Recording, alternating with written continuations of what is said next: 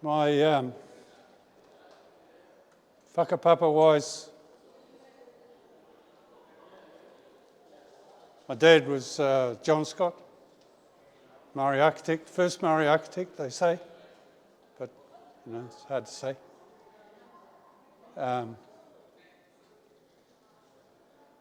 So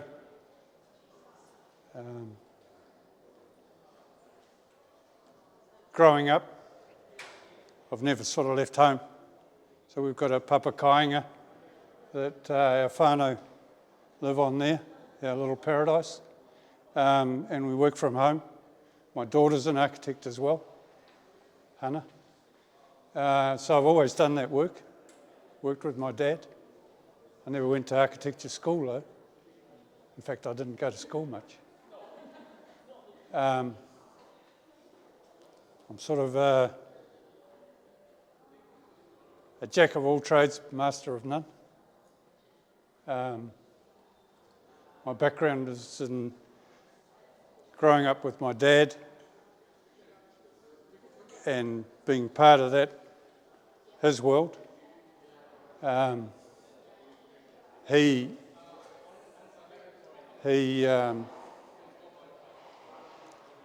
was an interesting character, and I'll tell you a bit about him in a minute.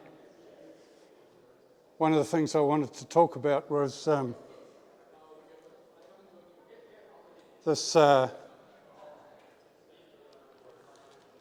little newspaper article here, which was printed in the New Zealand Herald in 1964. 1964. So we're 2025 now. So it's just over 60 years old. It's gone yellow. But I dug it out, and it's a piece that my dad wrote for the New Zealand Herald in 1964.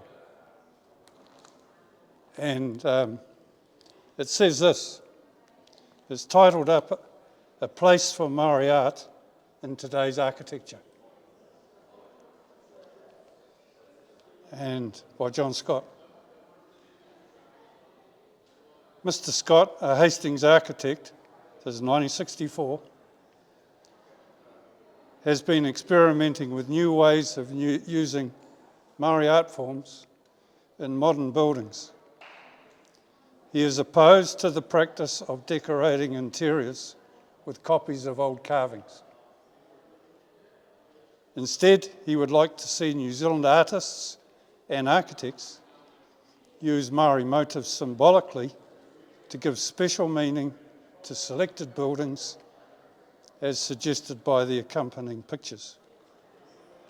The accompanying pictures are some work by Paramatchit. And Paramatchit and that group of Ralph Hultiri, Arnold Wilson, Katarina Mataira, Kath Brown, they're all people that went through what's been called the Tovi era of art in schools, art education. So they've all kind of, through their life, kind of bubbled to the top of being the key game changers through the 50s and 60s and 70s.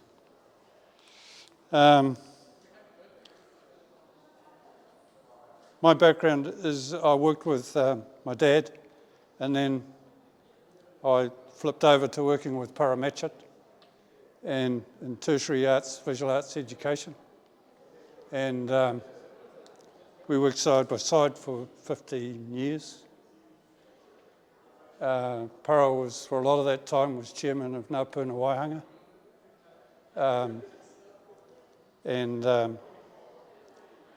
We were lucky enough to have a situation where we were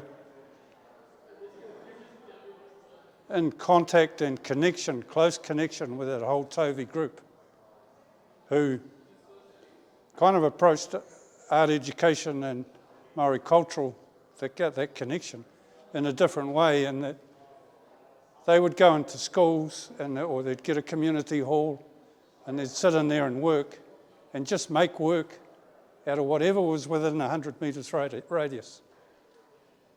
clay out of the ditches, whatever, and out of that they'd build stories with the kids. They'd fashion stuff up, and kind of discover and design and make things happen, sort of on the hoof, really. I got to a point where I went to see Parramatta one day to see if he would teach me how to carve.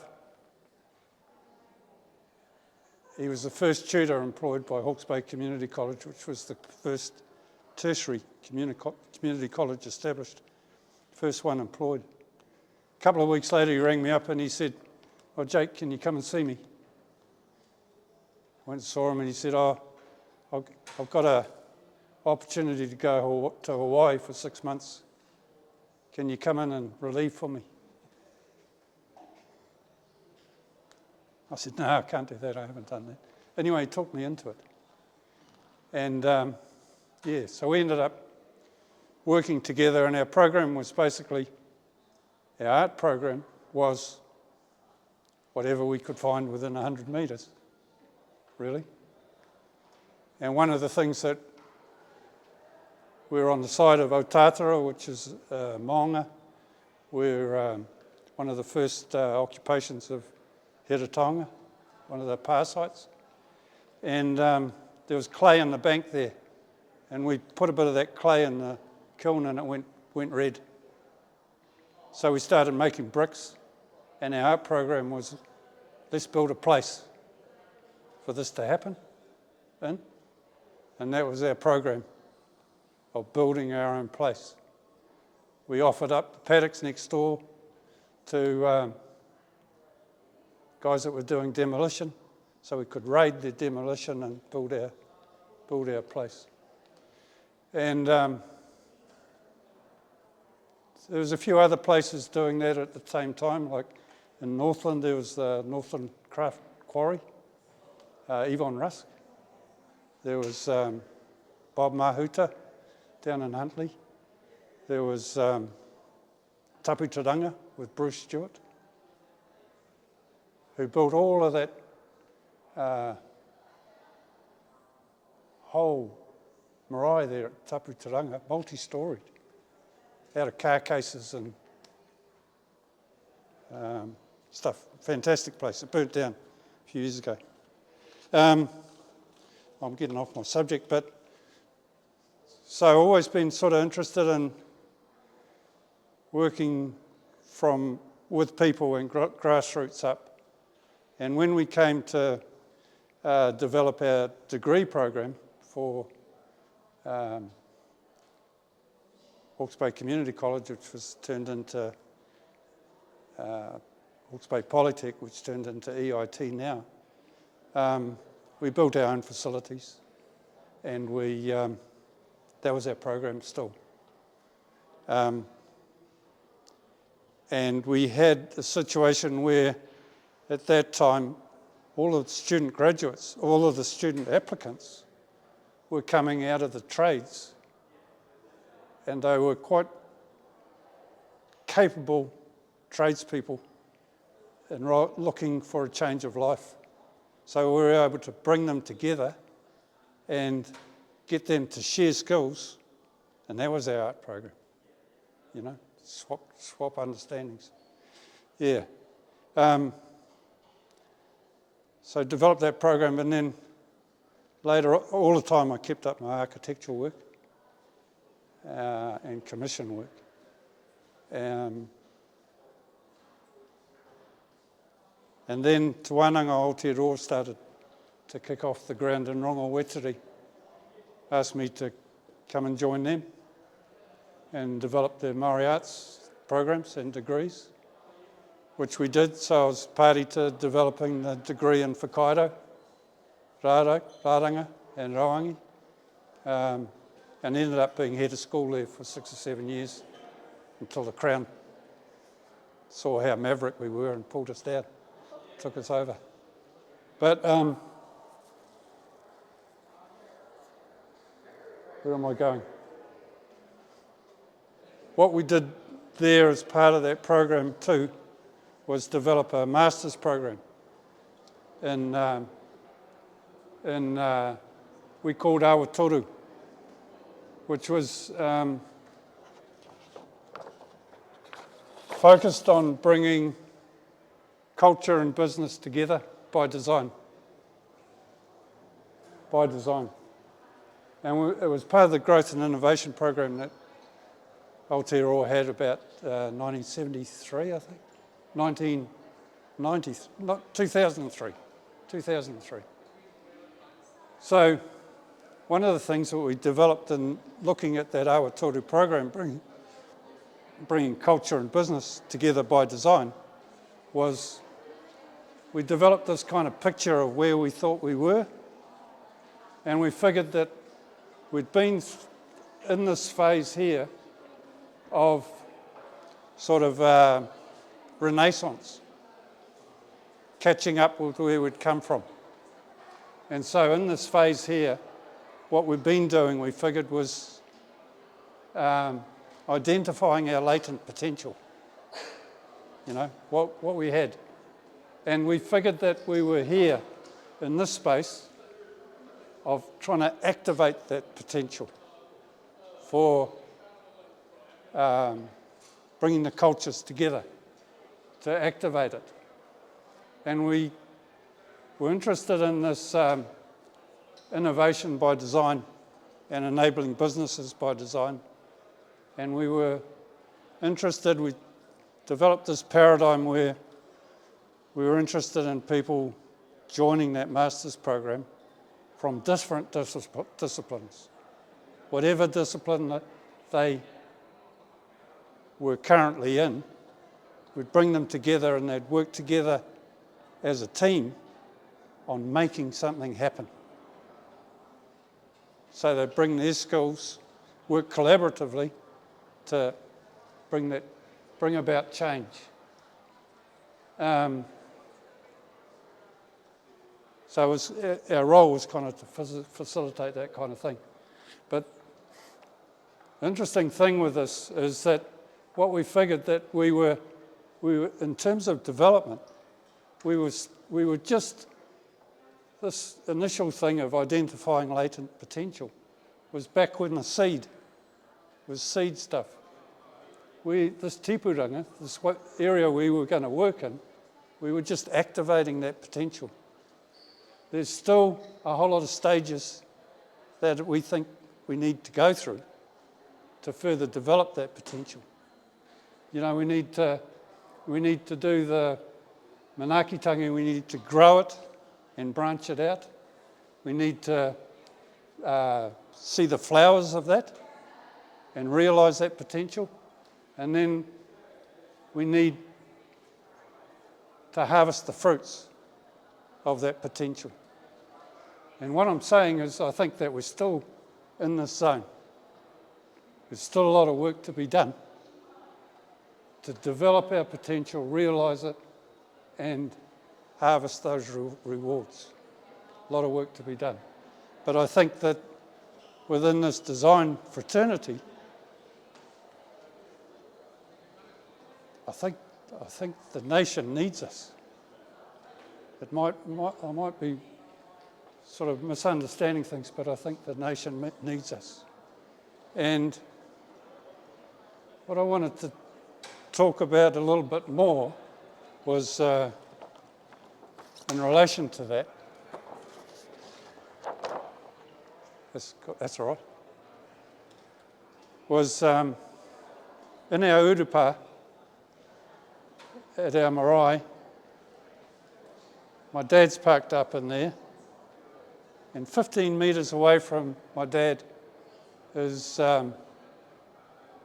Dr. Matua Jackson, who just died 2 years ago now. And I've been sort of wondering about the conversation that's been going on down in that urupa. And Matua Jackson, you would know him. Eh?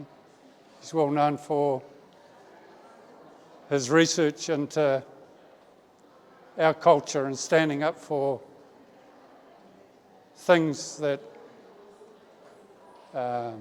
law, he's a lawyer, and standing up for things, all sorts of things, to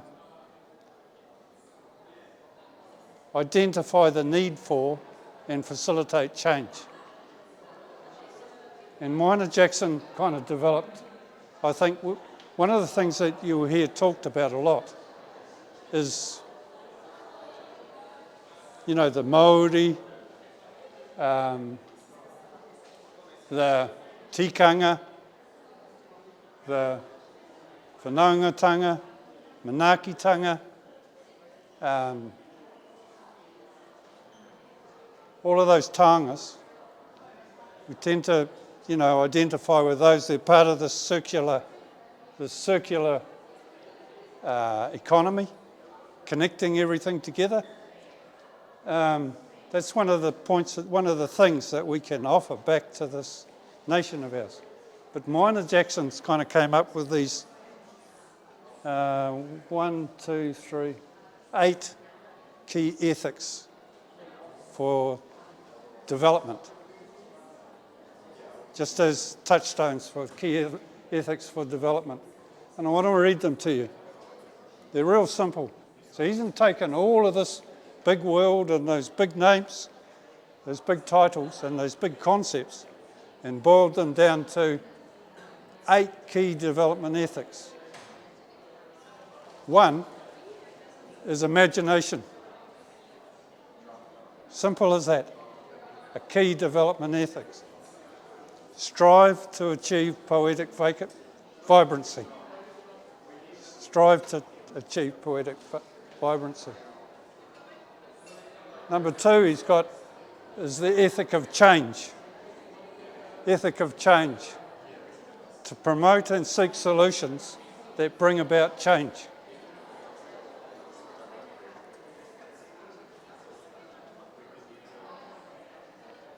The 3rd one he's got is honesty. To be honest about histories of research and the origin and purpose of things, to be honest. 4th one is locatedness. He says locatedness is crucial to explaining and defining outcomes in the Aotearoa context. Who are we? Where are we? What are we about?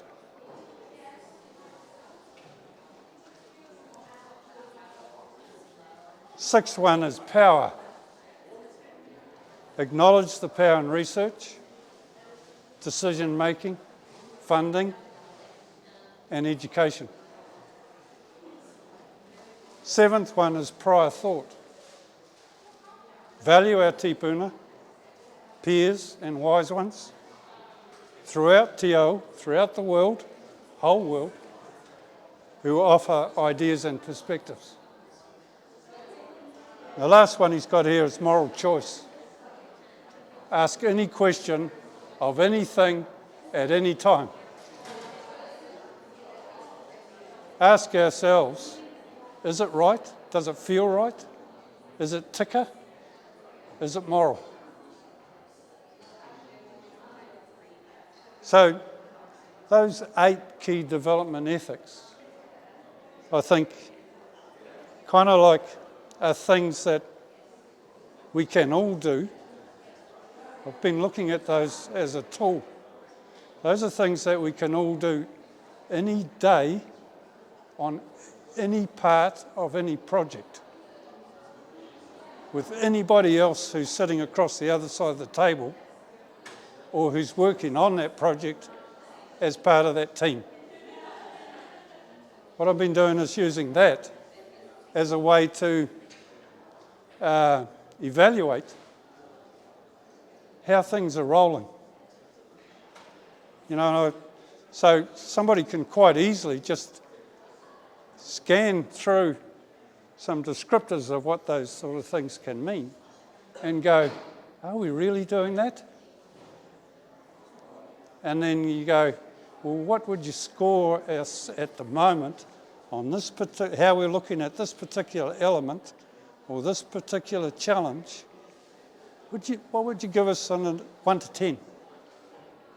And it's interesting if you go through these things and you discover that those 8 elements being 10, value of 10 each, it was 80 points. Is that lots of times on projects when I do it, the people involved, we only get to a 13 or something out of that 80. It's really interesting, and people can identify then how they can help or what they see to kind of like improve the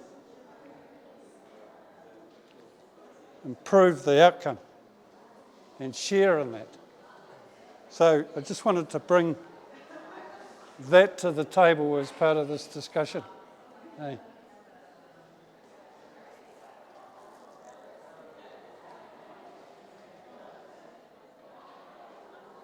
So I'll leave you that and you can come and read what those things are in more detail, but generally that's what I wanted to talk about. But what this is saying, what we figured this was saying,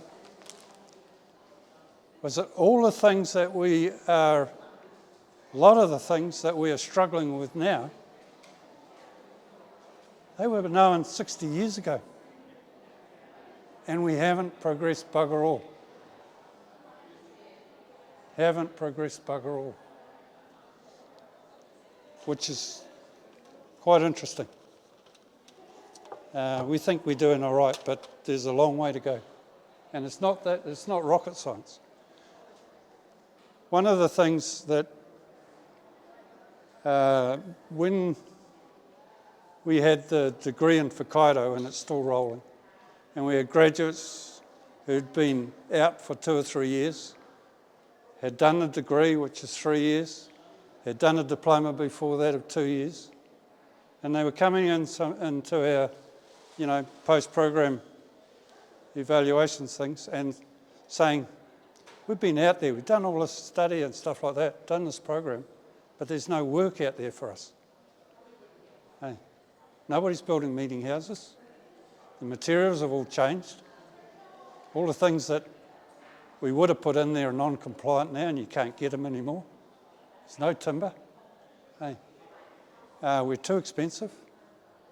And you go, well, but we know a lot. And you go, yeah, you do know a lot.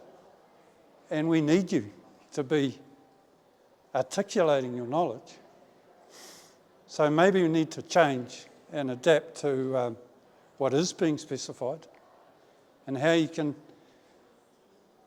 bring your skills to the table to help this development and evolution.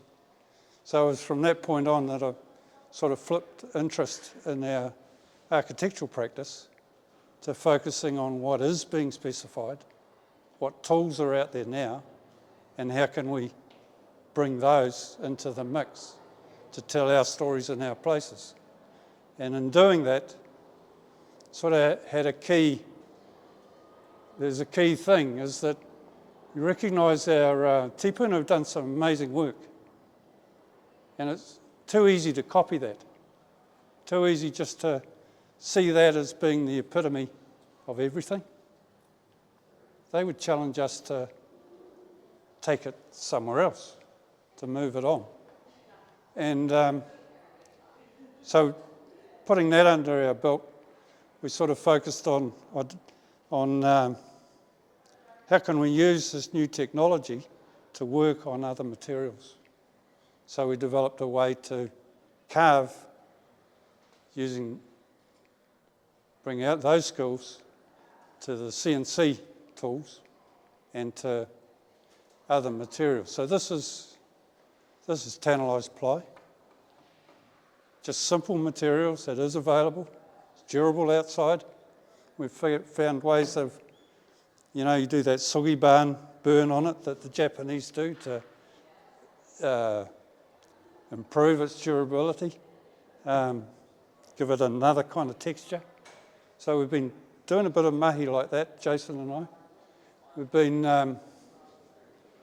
We've been started playing with got interested in Rui's material here, these recycled fishing nets, and saw if we could tutu with this.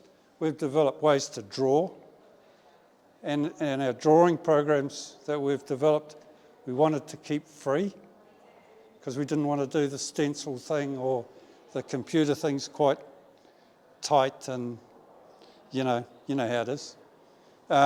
So we wanted it to be free and expressive. We wanted to be able to unbox and unlock the creativity and the innovation that everybody has, kind of like take it into another creative space. So that's sort of what we've been focusing on here. So we've been addressing kind of just simple materials, like this is bamboo from Bunnings. So people can't come and say, oh, I wouldn't mind doing something for my whānau. Well, the other thing we're wanting to do is to get our stuff in the kāinga, or where people live, in their own homes. Because one of the things that's happened is that we're only a little place, and a lot of those taonga in other countries, you rub shoulders with them every day. They're in their buildings and stuff. Our stuff's all been gathered up and either put in a museum or it's within the confines of the marae. We want to get it back out where people are living and interfacing with it. And not, public spaces are fine, but it wants to be where people live. So we've been trying to get this so that it's not expensive to do. Anybody can do it. We can help people to tell their own stories. We can take their drawings and produce their work and build those connections. So we've started doing that. And we're doing it with schools and things like that, but any opportunity we can. This is recycled rimu. Timber now is like gold. So hence the move to this material. And this is an exciting thing. And an interesting thing is these taiaha that you're, tefa that you're holding on to. The marae down the road from our workshop, they just built a new wharekai. Went through the cyclone and then they stood up this new wharekai. It's been a big exercise. And they were about to open that just before Christmas. And they came into the workshop and said, oh, Jake, can you do some tefa for us for our hakapatis and things? And we couldn't find any timber, so I chopped these out of just quick. I only had a few days to do them 20 tefa out of Rui's Cleanstone. Kind of like tentatively took it down. There you go. And they loved it. Loved it. And it's plastic. It's kind of not tika. It's kind of like, yeah. But it's not pounamu, but we got an affinity for some things, some materials and things. But what they were able to do, they straight away, first of all, they didn't mind them. They felt good. They worked, which was interesting. So as a tool, and they're just really elementary shapes that we pulled together. But when they heard where it's come from, this recycled fishing net,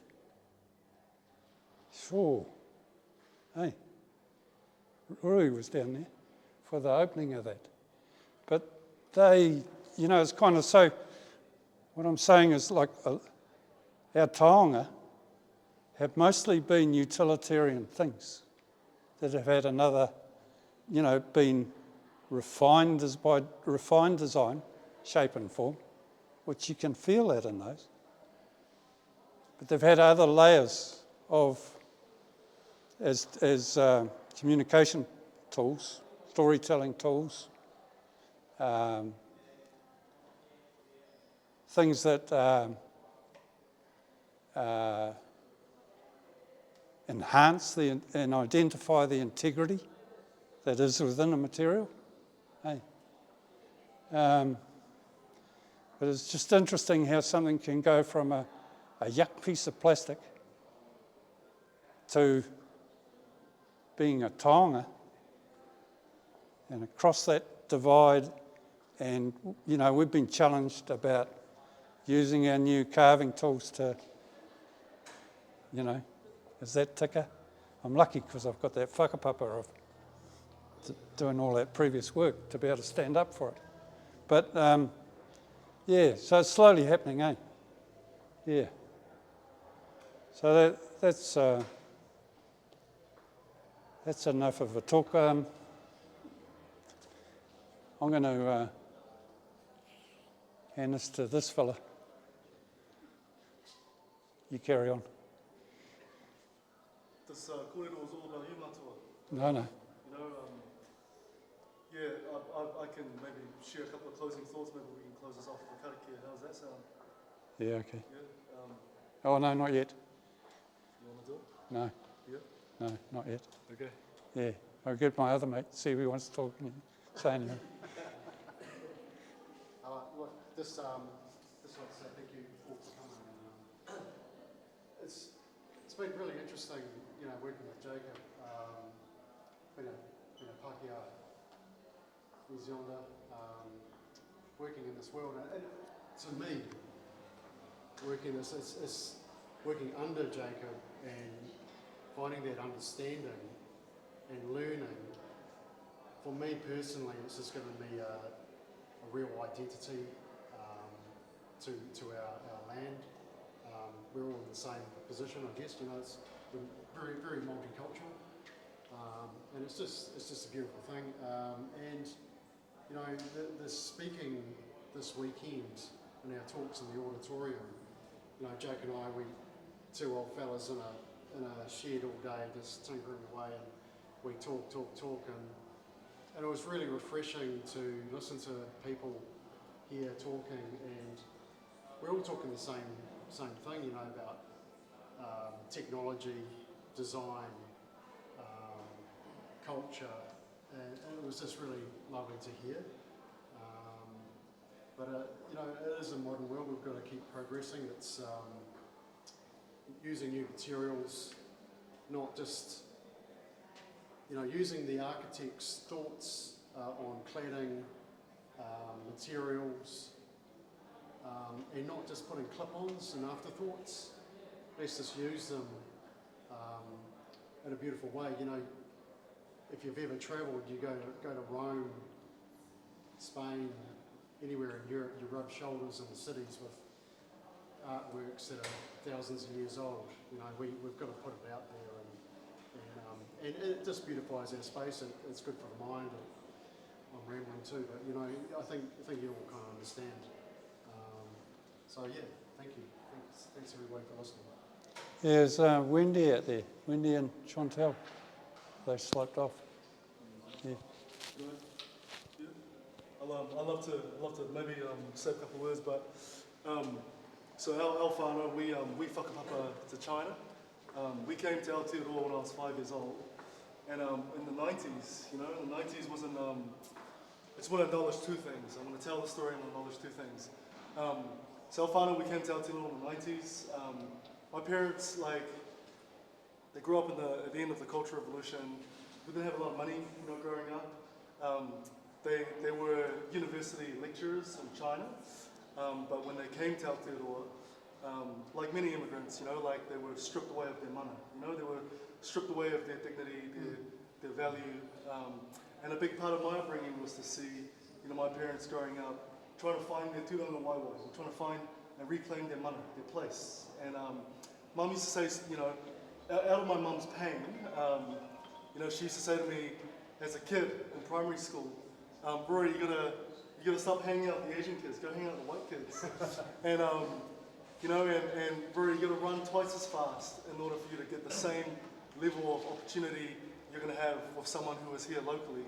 You know, I as a young fellow, you know, like I internalized that, and I had a lot of whakama about being Chinese until my Māori mates brought me into tikanga. And so, you know, like Te Ao Māori for me has been like coming home, and it is because I have friends and I have uncles and aunties and matua, like Matua Jacob over here. Te Ao Māori has created a vehicle for me to reconnect with my whakapapa, to reconnect with to help me to be a better Asian in many ways, eh? And I found that to be true, you know. And so often in Aotearoa, when we see Te Ao Māori on the news, or when we see the protests recently about the Tiriti o Waitangi, you know, when I look at these movements, I actually see those who march and those who fight for our future and fight for our identity is actually fighting for me. And that as Aotearoa, Māori isn't just the identity of our iwi, but it's also our collective identity too. And when we had this opportunity to collaborate with Matua Jacob, I remember, I had no idea who Matua was, and I was doing some work with some manawa, and we had a first chat with these fellas, and Matua started telling the story of his whakapapa, how he just casually, you know, his dad was the first Māori architect in Aotearoa, how he, you know, like, you flattered with Kingi Tuheitia, hey, and created effectively the program, like the design program, that all of us young designers here today take for granted. You know, they created the foundation, and it's such a huge honour. You know, I think Matua, you are a taonga, you know, for Aotearoa.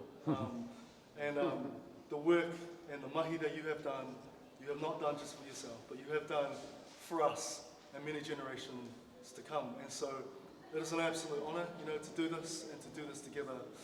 And even though my grandparents died when I was young, today I've got Matua Jacob. Hey. And I hope we can all, through this mahi or this work, experience the manaakitanga of our Māori brothers and sisters. Eh? So, yeah, do you have anything else you want to say, Matua, or should we close with a karakia? Now, I'm loving what's on the other side of this wall too. Mia here, in the pink. Mia? Yeah, we can't miss her. Yeah, come over here. Yeah, I'm really interested in what she's doing.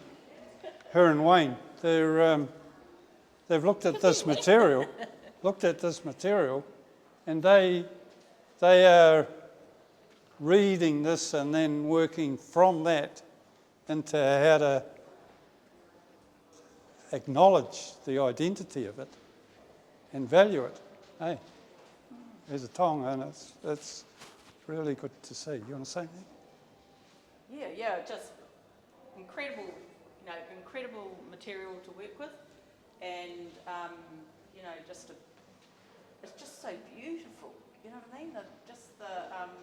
And it's bespoke. Each sheet is different, and it acts differently, and it, you know, the luminosity and the transparency in it is different, and we love it, eh, Wayne? It's amazing. So, thank you. Yeah, thanks. Actually, there was we got a call from what was it? Is this Sarah? Your office name? Yeah. So she calls me. She said, "All right, we've got the sheet, but we're not sure. We're not sure about it." And I said, "Oh, why?" And she said, "You need to come and have a look at it." And then anyway, we go and have a look at it, and I'm like, "Oh," she was thinking, "Oh, there might be a flaw," and I was like, "Oh my God, that is just so lovely." And I, as a creative, you know what I mean? You just work with the material, always looking at what the beauty's inside it, and then laying over whatever you're going to produce from it. It's just, it's incredible. Yeah, thanks. Thanks for that, though. Yeah. Thank you. Anybody out here want to say anything?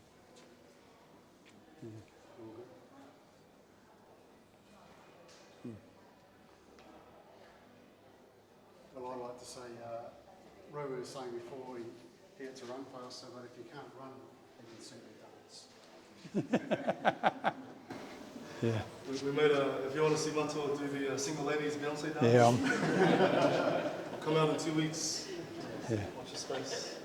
Yeah. Yep. Thank you all. Close of a karakia. Aye. Inahia, ki te uri tapanui, kia wātia, kia māma, te ngākau, te tīnana, te wairoa i te ara tākata.